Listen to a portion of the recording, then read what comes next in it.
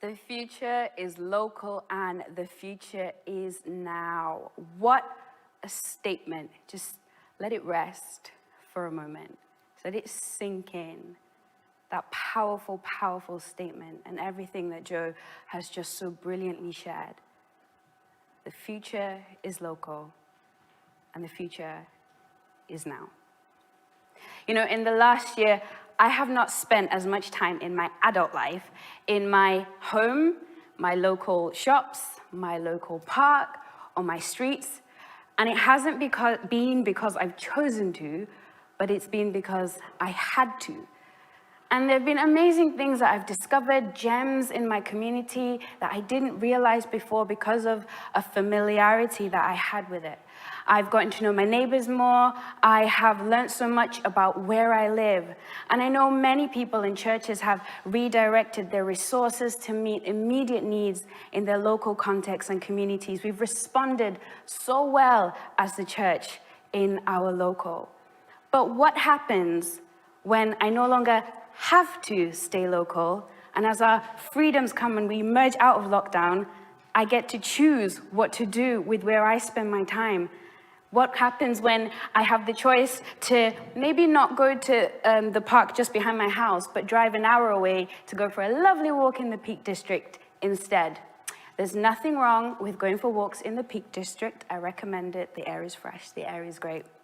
But there's something really powerful about choice. When we choose, when we have plenty of options to do things that may seem more glamorous than staying within our localities, there's such a power that comes when we choose to remain local. When God decided to redeem humanity, he sent Jesus, and Jesus chose, in obedience to his Father, to take on human flesh, to be born in a context, in a specific time, almost limiting himself so that he could save humanity. What if, just like Jesus, we get to choose to live incarnate in our communities beyond lockdown, beyond the time when we are forced almost into confinement? I came across this phrase called redemptive participation while I was reading a book by John Tyson and Heather Grizzle. And they quote the former UK Chief Rabbi Jonathan Sacks talking about how the Jewish community has not just survived but contributed to the flourishing of society by redemptive participation in it. And he speaks about how they've done that by becoming a creative minority. This is how he describes a creative minority. To become a creative minority is not easy because it involves maintaining strong links with the outside world while staying true to your faith, seeking not merely to keep the sacred flame burning, but also transform the larger society of which you are a part. This is a demanding and risk-laden choice. It reminds me of how Jesus calls us to be in the world, but not of it. To actually participate in the things that are happening in everyday life in our communities, so that rather than trying to control or abandon the world, we can live redemptively through it and love it into new life. We can paint a picture, like Joe said, of what life can and should be by being present with the people in our communities, by being local. In 1 Peter 3 verse 15 it says, "But in your hearts revere Christ as Lord. Always be prepared to give an answer to everyone who asks you to give a reason for the hope that you have. But do this with gentleness and respect." Now, the expectation in this verse is my life paints a different picture to the culture and the narrative of this world. A picture so bright, so vibrant that people ask, why do you live this way? But if people are going to ask why I live this way, people need to see me, and I need to see them, and I need to live amongst them and allow my light to shine. How else can salt preserve or bring out the flavor in food if it doesn't actually touch it? I've never seen anyone put salt on the side of the table and kind of like miss the plate and it have an effect. How else can a lamp give light to a whole room if it's not put on a stand and put in full view? How else can we get bread if the yeast doesn't actually make physical contact working its way throughout the batch of dough? How else are we going to bring transformation unless we actually participate in the lives of people around us? And the thing about lockdown, it stripped away so much of our usual activity and our busyness and opened up this fresh moment of stopping and looking around us to see, whoa, I spend a lot of time here actually, and there's so much more impact I can have. And we can be actually involved and touch the lives of people around us. And so post-lockdown, as we emerge, what would it look like to continue to choose to be present and actually have contact with the people and participate in the life around us? You know, Jesus went to weddings, he went to parties, he went on fishing trips, he went for walks, he did all kinds of things. He was next and close to the people who he was trying to reach. You know, it's really important for us as leaders, this is a leaders' conference, to live incarnate in our communities and be present with the people we're trying to reach. And yes, because we want to lead by example, and yes, we want to model something to the people that we lead. But I found so much more that it's so easy as you grow in your leadership to, if you're spending all your time with other leaders and other Christians, to kind of get wrapped up in this Christian bubble. And you kind of become desensitized to the needs and the experiences of everyday people. One thing I found is if you hang out and spend enough time with people who are not churched, they keep it real. Things get very real very quickly. And actually, in order for us not to lose our impact and saltiness, we need to be in the presence of people who will keep it real. I've learned that it's easy to impress churched people. It's easy for other Christians to think, oh yeah, you did a great job, that was a great preach, that was a wonderful prophetic word, you sang really well, you serve all the time. And there's nothing wrong with that. We must continue to honor and bless one another. But the more time I've spent with people who are not in that context, the more I realize a lot of those things that I'm so good at don't really impress them. And I can spend my time impressing, but the more time I spend impressing, the less impact I actually have.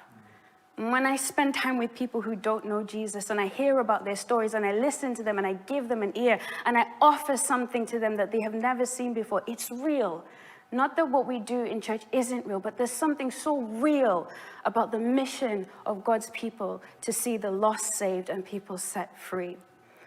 Jesus calls us to make disciples, regardless of what ministry area we are. We're all to do the work of an evangelist. And there's such an opportunity in this time to continue just to be present and real with those around us. Now, you know as much as I do that you can be living in the same house as someone, but not actually present with them. This is all too well a culprit for not being present in the moment. But I found that when we are present with people, when we actually listen to them, that's how we gain influence. And this is what Mel Lorenz says about the word influence. The word influence means something that flows in and causes changes, usually a force that is imperceptible or hidden. Influencers are people who lead by living in proximity to scores of ordinary people who are looking for some source of wisdom, discernment, power, truth, and other qualities that begin a transformative work on their lives. The actual word influence comes from a root word that means like a river that flows. There's an effortlessness to influence. Imagine what life would be like if we decided to just be present with people in our communities. Imagine what that to me, the effortlessness sounds really appealing, because sometimes, if I'm really honest, I can strive to be the best Christian and give the best speech of the gospel and bring people to the Lord. But actually, by being present with people, I gain their trust, I gain their confidence. And people don't care so much about how well I speak, but they do care about how much I care about them.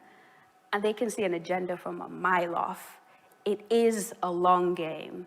but being present and real with people in our community will gain us influence to actually impact their lives as they see how we live and they ask us questions about the gospel and about Jesus. And then we're to be real.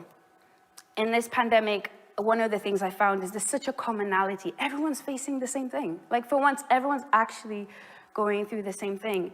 And I've been tempted to try and come up with all the answers. So I work part-time as a community locum pharmacist, and whenever I go to work and conversations come up, I'm so tempted to I need to have all the answers. I need to be the one who sets things straight. But I don't have all the answers. I don't have them all neatly wrapped up in a bow. But in Acts chapter 3, when Peter and John were headed to the temple and the lame man was asking for alms, in verse 6 it says, Peter said, "Silver or gold I do not have, but what I do have I give you. In the name of Jesus Christ of Nazareth, walk."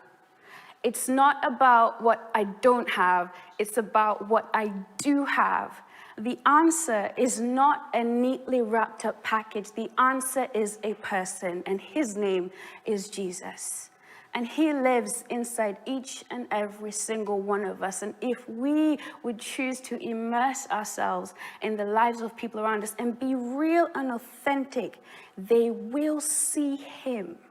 They will see the truth of who he is as we engage and allow him to fill us more and more with who he is. And I just really want to see him more so I can become more like the one I behold, so that others can see more of him in me. I don't want to emerge out of the pandemic and go back to focusing on all the things that seemed so important, but lives weren't really being changed around me because I was too bothered about how I was coming across or how many meetings I had that week, or just seeming really busy with all kinds of things. But how do I really measure what impact I'm having? What if we take stock at this moment of everything that we've gained during this time, in the slowing down, in the seeing our worlds differently, through a different lens? We take stock and make room to continue to apply those things beyond lockdown as we emerge into greater freedoms, as we choose to use our greater freedoms to impact our local areas. For some of us, that's going to require a change in our work schedule. Some might have to take an afternoon off so that you're not in the office, but you have time to just be, to go for walks. It might mean that you change your mode of transportation when you go to work. Maybe you don't drive, maybe you walk, maybe you take the bus. I know that I'm not very good at walking and not very good at being present. We'll be driving and my husband will say, "Did you see that sign?" I just completely missed it, so do pray for me. I need to be more observant. This is a genuine prayer request. But maybe we change our mode of transportation so we see more, so we're present more. It actually does cost us something to make change. To make change, we actually have to make a change.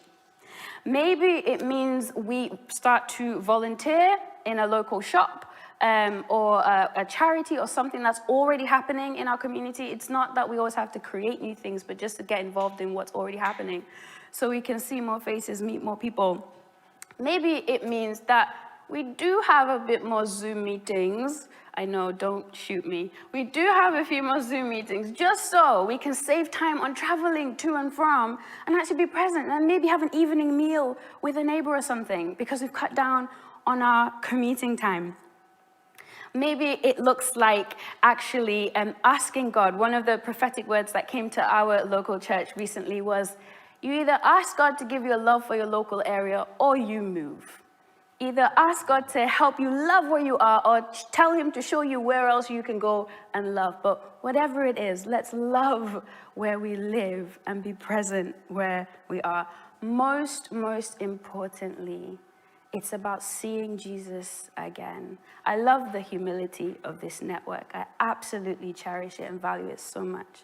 And I believe there is a fresh call to see Jesus again because he's all that we have to offer. And when he consumes all that we are, he effortlessly flows out of us to the people around us. So I challenge you today to actually make a change, to take stock of what we have gained and apply that to beyond lockdown, because indeed the future is local and the future is now. God bless you.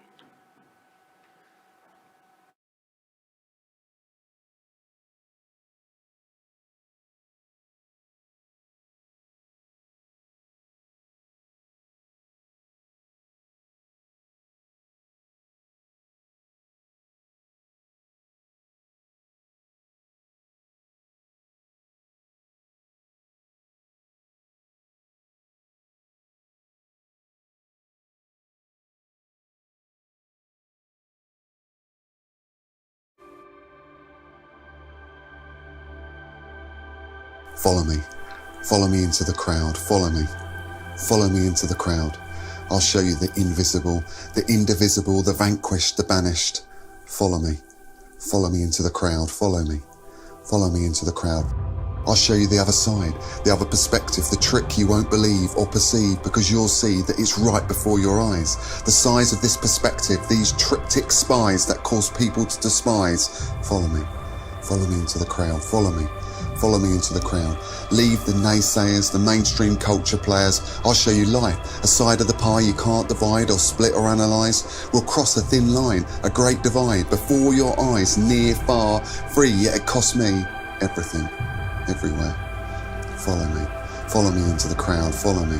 Follow me into the crowd. Feel the closeness, the rub of life, the tension of strife, yet peace, bountiful peace, the hustle and bustle, the beating hearts of the beautiful crowd of life's fallen proud. There, the hidden shroud. Follow me. Follow me into the crowd. Follow me. Follow me into the crowd. Don't be afraid. Fear is paid. I ransom that handsome lie to bring you here and set you free to follow me and follow me. Follow me into the crowd.